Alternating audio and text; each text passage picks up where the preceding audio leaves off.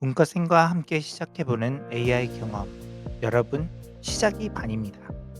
이제부터는 문과생이 직접 경험해본 내용을 바탕으로 초등학생도 쉽게 이해할 수 있는 내용을 설명해 드릴 겁니다. 일주일에 딱 10분만 투자하세요. 흥미로운 AI 관련 내용을 명쾌하고 빠르게 전달해 드리겠습니다. 지난번 컨텐츠에서는 분석 환경을 셋업하는 방법에 대해서 알아봤는데요. 오늘은 그 다음 단계인 전처리에 대해서 알아보겠습니다.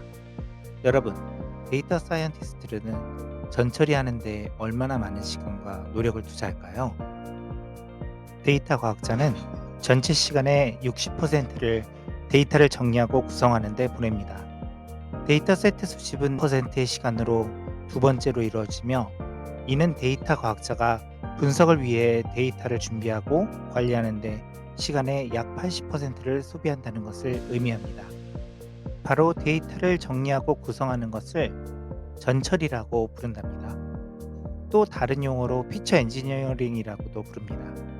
이 업무를 진행하면서 많은 데이터 사이언티스트들은 자신이 AI 전문가로서 성장하고 있음을 느낀다고 합니다.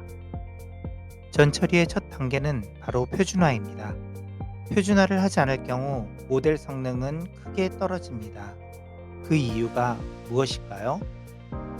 그 이유는 변수 간의 범위가 다를 수 있기 때문입니다. 예를 들어 A라는 변수가 범위가 1부터 100까지라고 해봅시다. 그런데 B라는 변수는 1부터 10,000까지예요. 각각의 변수가 모델 성능에 영향을 미치는 정도가 동일하다고 할 때 A 변수의 100과 B라는 변수의 100은 과연 같은 가중치를 줘도 될까요? 당연히 그렇지 않죠. 따라서 변수 간 범주를 동일하게 적용하기 위한 목적의 작업이 필요합니다. 이 중 가장 많이 사용하는 방법이 min-max 스케일러입니다. 여기서 보시는 수식에 어떤 값을 넣어도 그 범위는 0과 1 사이를 벗어날 수 없게 됩니다. 당연히 중간값은 0.5가 됩니다. 가장 직관적인 방법이죠. 두 번째 방법은 표준화입니다. 데이터의 양이 충분히 많아서 정규 분포의 형태를 보인다면 가장 효과적인 방법은 바로 표준화입니다. 표준화를 사용할 경우 평균값은 항상 0에 위치하며 해당 데이터가 평균으로부터 몇 시그마 떨어져 있는지로 표현하게 됩니다. 마지막 방법은 이상치가 많은 데이터에 효과적인 로버스트 스케일러입니다. 중간으로부터 얼마나 떨어져 있는지를 표시하는 방식이죠. 두 번째 전처리 방법은 결측치 처리입니다. 최신 알고리즘에서는 결측치가 있어도 모델링을 해주는 경우가 있지만, 대부분 결측치가 데이터 안에 포함되어 있으면 에러가 발생하게 됩니다. 따라서 결측치는 반드시 제거하거나 다른 값으로 대체해 줘야 합니다. 정형 데이터를 다루다 보면 값이 NaN, not a number or null을 마주치게 됩니다. 이러한 값을 결측치라고 합니다. 일반적으로 가장 간단한 방법으로 수치형은 중간값을 가장 많이 사용하고 범주형은 최빈값을 제일 많이 사용합니다.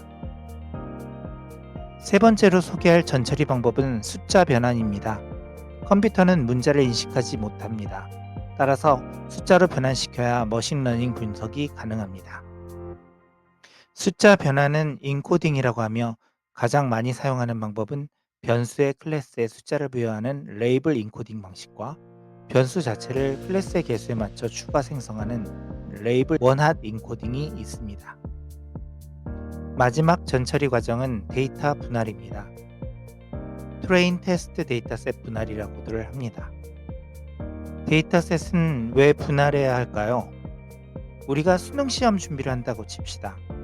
수능 시험 문제와 답안을 이미 알고 있다면 해당 수능 시험은 100점을 받겠지만, 실제로는 모르는 상태에서 공부해야 합니다.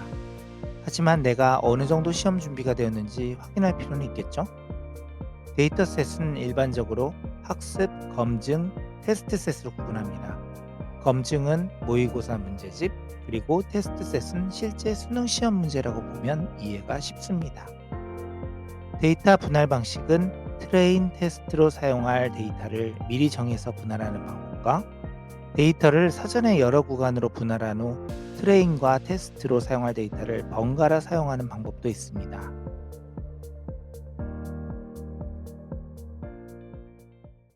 안녕하세요. 오늘 전처리 프로세스를 이해하기 위해서 구글 콜앱을 활용해서 중요 내용들을 한번 실습해 보도록 하겠습니다. 오늘 실습할 데이터는 호스피탈이란 데이터인데요. 의료기관 관련된 정보를 제공을 해주고 그 의료기관이 폐업을 했는지 안 했는지를 볼 수 있는 그런 데이터입니다. 병원 고유 번호가 있고 그리고 오픈, 클로스드를 볼 수 있는 레이블 정보를 제공하고 있습니다. 나머지들은 변수 정보이고요. 이 데이터들을 적재를 하고 EDA를 했습니다. 그래서 간략히 헤드를 통해서 데이터를 보고 레이블 정보를 보고 가공을 하였고요. 그리고 결측치가 얼만큼 있는지 그리고 통계값이 어떤지 등을 EDA를 통해서 한번 살펴보았습니다. 그러고 난 후에 변수의 성격에 따라 전처리 방법이 달라지기 때문에 캐테고리 컬럼과 뉴메릭 컬럼을 어, 별도로 추출하는 함수를 써서 이제 내용을 정리했습니다. 첫 번째로 스케일링인데요. 스케일링 같은 경우는 민맥스 스케일링, 스탠다드 스케일링, 러퍼 스케일링을 코드로 구현해 보았습니다. 민맥스 스케 3개 스케일링 전부 다 SK런 프리프로세싱 모듈에 들어가 있고요. 맨 처음에 학습을 하고 피트를 하고 그 다음에 트랜스폼을 하면 변경이 됩니다. 당연히 이 민맥스 스케일러 같은 경우는 뉴메릭 컬러 수치형만 변경이 가능하고요. 결과값은 디스크라이브를 통해서 볼 수가 있습니다. 디스크라이브 통해서 보면 민값과 그리고 맥스 값이 0, 1로 되어 있는 것 다 확인하실 수 있으시죠? 그 다음에 두 번째는 스탠다드 스케일러입니다. 스탠다드 스케일러는 평균값이 항상 0으로 만들어져야 합니다. 마찬가지로 핏하고 트랜스폼하고 작업을 했습니다. 그렇게 하면 실제적으로 민값이 다 0으로 수렴한 것을 볼 수가 있으실 겁니다. 민맥스는 그 정기분포의 특성에 따라서 표준 편차의 차이를 표현을 하는 것이 될 거고요. 러버스트 스케일러도 마찬가지로 PS를 하고 트랜스폼을 하면 작업이 완료됩니다. 이 경우에는 데이터가 이상치가 많을 경우에 유효한 데이터라서 제가 제일 많이 쓰는 스케일링 방법 중에 하나입니다. 두 번째로는 임퓨테이션입니다. 결측치는 확인하는 것은 이즈널을 통해서 확인을 하는데요.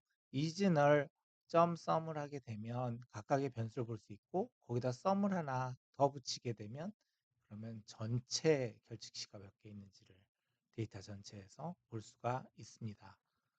그리고 이걸 갖고 일단 평균값을 한번 대체를 해보겠습니다. 평균값은 당연히 민이죠, 그렇죠? 그래서 수치형 컬럼에 대해서만 fillNA라는 함수를 써서 이 메디엔이 아니라 민이겠죠? 민으로 이제 평균값을 산출을 할 수 있고요. 그리고 중간값은 당연히 메디안인데 아까 한 방법은 실제적으로 그 데이터 프레임에 필 NA를 쓰는 건데 이거 같은 경우 심플 임퓨터를 쓰게 되면 스트래터지를 통해서 이제 중간값으로 대체를 할 수가 있습니다. 어제 두 가지 방법은 다 동일한 방법이에요. 어, 조- 가장 정교한 방법은 마이스란 방법인데요. 이 마이스란 방법은 아까 같이 평균이나 그 해당 변수의 평균값 또는 중간값으로 다 갖다 채우는 게 아니라 기본적으로 변수 간에 학습을 시켜가지고 가장 근사한 값을 회기로 찾아내는 그런 방법이에요. 그래서 속도는 좀 오래 걸릴 수 있지만 이 방법을 쓰게 되면 좀 더 근사한 값을 찾을 수 있으니까 이 방법도 활용해 보시면 좋을 것 같아요. 그리고 어, 범주형은 보통 가장 많이 나오는 그 채빈 값을 통해서 그 값을 대체를 해주는데요. 아까 본 필 NL의 경우 모드, 그다음에 싱글 심플 임퓨터로 하게 되면 모스트 프리퀀트로 하게 되면 가장 많이 나왔던 클래스로 결측치를 대체하게 됩니다. 세 번째는 이제 인코딩 방식이에요. 인코딩 방식 같은 경우는 레이블 인코딩과 원하드 인코딩이 있는데요. 레이블 인코딩 같은 경우는 어 이렇게 숫자가 물리적인 차이를 의미하는 건 아니지만 순서라든가 아니면 숫자 자체가 크게 의미가 있는 경우에는 써도 좋아요. 그리고 이렇게 쓸 경우에는 각각 숫자를 부여하기 때문에 컬럼 수가 늘지 않는데 원하드 인코딩 같은 경우는 기본적으로 이렇게 어 클래스만큼 변수를 늘려주거든요. 그러니까 변수 개수가 막 늘면 그러면 속도가 되게 느려져요. 그래서 이 방법 같은 경우는 변수가 너무 많지 않으면 쓸 수 있는데 그렇지 않은 경우에는 좀 곤란해요. 그리고 아까 레이블 인코딩은 어떤 순서나 이런 게 영향을 준다고 했는데 이거는 이제 영향을 주지 않기 때문에 이제 그런 데이터들의 경우에는 또 의미가 있을 수 있습니다. 사실 제가 가장 많이 쓰는 방법은 이 팩토라이즈예요. 팩토라이즈는 이 방법을 쓰게 되면 아까 결측치 있잖아요. 그렇죠? 결측치 같은 경우는 보통은 클래스를 부여하지 않아요. 그런데 이 팩토라이즈에 쓰면 결측치도 마이너스 2를 부여를 해주거든요. 그래서 결측치가 없이 이제 학습을 시키고자 할 때 이 팩토라이즈를 쓰게 되면 좀 굉장히 유용했던 것 같습니다. 그러고 난 다음 이제 트레인 테스트 스플릿을 하는데요. 이것도 마찬가지로 두 가지 방법이 있어요. 하나는 그냥 트레인 몇 프로, 테스트 몇 프로 이래서 쪼개주는 그런 방법이에요. 그래서 여기 같은 경우는 테스트는 30%로 하기로 한 거거든요. 그러면 아까 300개니까 30%니까 한 90개 정도가 테스트고 210개 정도가 트레인이다. 이렇게 볼 수가 있을 거고요.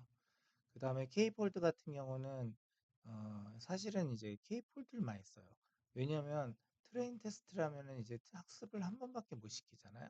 그렇죠? 근데 K폴드를 하게 되면은 A, B, C, D, E가 있다라고 한다면 A, B, C, D를 갖고도 학습할 수 있고 B, C, D를 갖고 학습할 수 있고 C, D, E, A를 갖고도 학습할 수 있고 여러 경우의 수를 갖고 학습을 할 수가 있기 때문에 과적합을 좀 더 방지할 수 있어요. 요 같은 경우는 그렇게 5개로 쪼개서 했기 때문에 5개의 경우의 수가 나올 수가 있는 거고요. 각각의 이제 트레인으로 참여할 애들, 테스트로 참여할 애들을 정의할 수가 있습니다.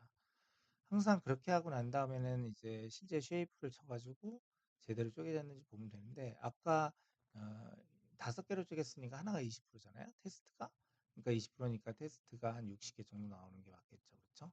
그래서 고렇게 기본을 잡고 이런 베이스 코드를 잡고 전처리 작업을 하시면 코딩을 작성하시는데 굉장히 편하실 것 같습니다. 감사합니다. 다음 시간에는 훌륭한 AI 분석가가 되려면 어떤 준비가 필요한지에 대해서 알아보면서 학습의 여정을 잠시 쉬어가고자 합니다. 일주일에 10분만 투자하시면 여러분도 저와 함께 AI 전문가로 성장하실 수 있을 겁니다. 브라더 잼이 늘 응원하겠습니다. 다음 시간에 뵙겠습니다.